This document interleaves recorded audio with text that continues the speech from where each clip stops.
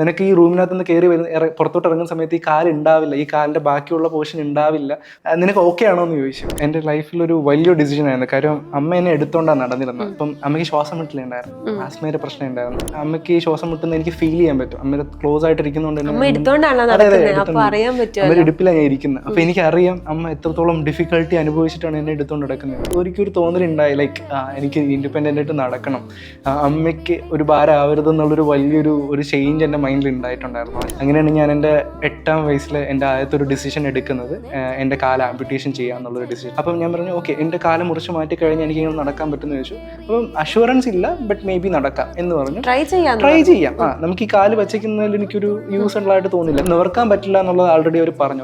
ഒരു 3-4 surgeries try ചെയ്ത് നോക്കി, പക്ഷെ നിവർക്കാൻ പറ്റില്ല. നിനക്ക് ഈ റൂമിനകത്ത് നിന്ന് കയറി പുറത്തോട്ട് ഇറങ്ങുന്ന സമയത്ത് ഈ കാല് ഉണ്ടാവില്ല, ഈ കാലിന്റെ ബാക്കിയുള്ള പോർഷൻ ഉണ്ടാവില്ല.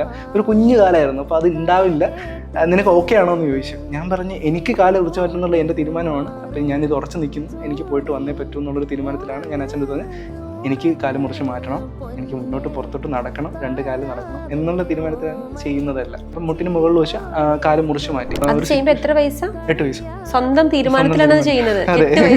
8 വയസ്സുള്ളപ്പോൾ അതൊരു വലിയ പ്രൗഡ് മൊമെന്റ് ആയിരുന്നു. എൻ്റെ അമ്മയ്ക്ക് കൊടുക്കാൻ പറ്റിയ എനിക്ക് ഇൻഡിപെൻഡന്റ് ആവുന്നതിൽ ഞാൻ അമ്മയ്ക്ക് കൊടുത്ത ഏറ്റവും വലിയൊരു എടുത്ത്